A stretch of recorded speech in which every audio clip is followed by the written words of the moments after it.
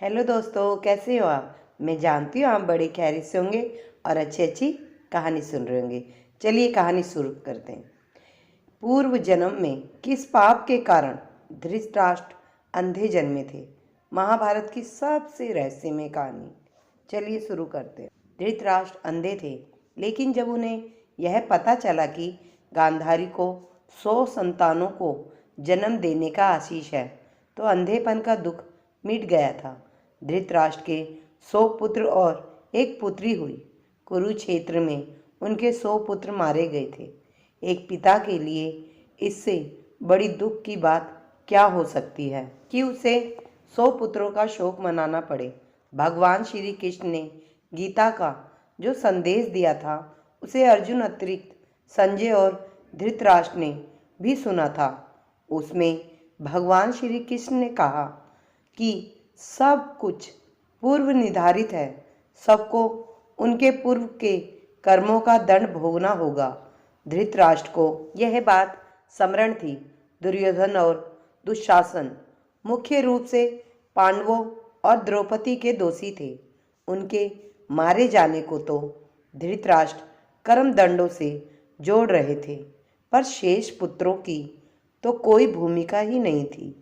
वह क्यों मारे गए, यह प्रश्न धृतराष्ट्र को बहुत परेशान करता था।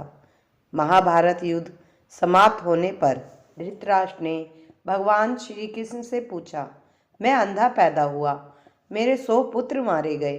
भगवान, मैंने ऐसा कौन सा पाप किया है जिसका यह दंड मुझे मिल रहा है। आपने अर्जुन से कहा था कि जो हो रहा है वह कर्मों का दंड है।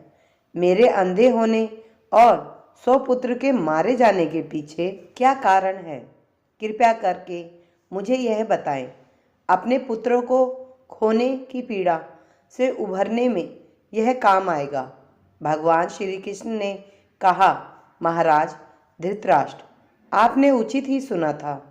कर्मों का दंड भोगना ही पड़ता है, उससे कोई बच नहीं सकता। राजा और समर्थनवान लोगों को कर्मों का दंड विशेष रूप से भोगना पड़ता है। ईश्वर उन्हें समर्थवान बनाते हैं तो उनसे ज़्यादा जिम्मेदार होने की आशा रखते हैं। कुछ पाने के लिए कुछ तो देना ही पड़ेगा, है ना महाराज। आप इस जन्म में भी राजा हैं और पूर्व जन्म में भी राजा थे, पर आपने कई पाप कर्म किए हैं। धृतराष्ट्र अधीर हो गए। वह बोले, हे केशव, मैंने इस जन्म में जो किया वह मेरे सामने है। एक राजा और एक बड़े परिवार का मुखिया होने के नाते मुझे वही उचित लगा। पूर्व जन्म का रहस्य जानने को उत्सुक हूँ। कृपया करके वह रहस्य खोलें कि ऐसा कौन सा पाप था कि मैं अंधा भी हुआ और 100 पुत्र भी मारे गए। भगवान श्री कृष्ण ने धृतराष्ट्र को पूर्व जन्म की याद दिलानी शुरू की। उन्हें पूर्व जन्म लेकर गए। भगवान श्री कृष्ण बोले, महाराज धृतराष्ट्र, पिछले जन्म में भी आप एक राजा थे। आपके राज्य में एक तपस्वी ब्राह्मण रहते थे। ब्राह्मण के पास हंसों का एक जोड़ा था जिसके 4 बच्चे थे। ब्राह्मण को उन हंसों से अपने संतान के जैसा लगाव था। ब्राह्मण को तीर्थ यात्रा पर जाना था, लेकिन हंसों की चिंता में वह नहीं जा पा रहे थे। उसने अपनी चिंता एक साधु को बताई। साधु ने कहा, तीर्थ में हंसों को बाधक बताकर हंसों का अगला जन्म खराब क्यों करते हो। राजा प्रजा का पालक होता है। तुम और तुम्हारे हंस दोनों उनकी प्रजा हो। हंसों को राजा के संरक्षण में रखकर तीर्थ को जाओ।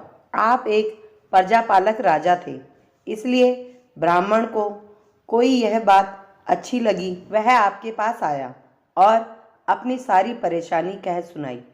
अपने ब्राह्मण के तीर्थ से लौट आने तक हंसों की रक्षा का दायित्व स्वीकार कर लिया। ब्राह्मण हंस और उसके बच्चे को आपके पास रखकर तीर्थ यात्रा को गए। हंस आपके महल के तालाब में ही पलने लगे। आपको एक दिन मांस खाने की तीव्र इच्छा हुई।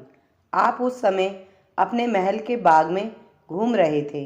आपकी नज़र हंसों पर पड़ गई। आपने सोचा सभी जीवों का मांस खाया है, पर हंस का मांस आज तक नहीं खाया। इसका स्वाद आखिर कैसा होता होगा। आप इसी विषय पर सोचते रहे और हंस का मांस खाने की इच्छा तीव्र होती चली गई। और अब ये इच्छा आपको सहन भी नहीं हो रही थी और आप खुद को रोक ना पाए। अपने हंसों के 2 बच्चे भून कर खा लिए। उसका स्वाद आपकी जीवा को लग गया। हंस के एक एक करके 100 बच्चे हुए। आप सबको खाते चले गए। अतः हंस का संतानहीन होकर दुख में मर गया। कई साल बाद वह ब्राह्मण तीर्थ यात्रा से लौटा और आपके पास आया। उसने आपसे अपने हंसों के बारे में पूछा। हंस तो आपके लालच की बलि चढ़ चुके थे। प्रजापालक राजा यह कैसे कहता कि उसने अपने प्रजा की संपत्ति को चुपके से लूट ली। इसलिए आपने ब्राह्मण से कह दिया कि हंस बीमार होकर मर गए। ब्राह्मण आप पर पूरा भरोसा करता था। उसने आपकी बात मान ली और विलाप करते हुए घर की ओर चल दिया। महाराज धृतराष्ट्र, आपने हंस के बच्चों को खाकर और फिर झूठ बोलकर एक साथ कई अपराध किए। आपने तीर्थ यात्रा पर गए ब्राह्मण के साथ विश्वासघात किया, जिसने आप पर इतना विश्वास किया था। आपने प्रजा की धरोहर में डाका डालकर राजधर्म भी नहीं निभाया। जीवा के लालच में पड़कर हंस के 100 बच्चे भूनकर खा गए, जो आपके पास आश्रय के लिए आए थे। इस तरह आपने उस असहाय का वध किया जिसे आपने आश्रय दिया था। यह बहुत बड़ा पाप है। हे राजन, इन घोर पाप कर्मों का आपको दंड मिला है। जैसे आपने जीवा के लालच में हंस को 100 बच्चे मारे, वैसे ही आपके 100 पुत्र लालच में पड़कर मारे गए। उन सबकी जीवा भी आवश्यकता से अधिक थी। जिसने आप पर आंख मूंदकर भरोसा किया, उस तीर्थ यात्री से आपने झूठ बोला और राजधर्म का पालन नहीं किया। कोई आंख मूंदकर विश्वास करे तो उसका विश्वास कभी नहीं तोड़ना चाहिए। इसी विश्वासघात के कारण आप अंधे और राजकाज में विफल व्यक्ति हो गए। भगवान श्री कृष्ण ने कहा, सबसे बड़ा छल होता है विश्वासघात। आप उसी का फल भोग रहे हैं। अगर आपको ये वीडियो पसंद आए तो इसको लाइक शेयर ज़रूर करना और अच्छी कहानी सुनने के लिए मेरे चैनल को सब्सक्राइब ज़रूर करें। धन्यवाद।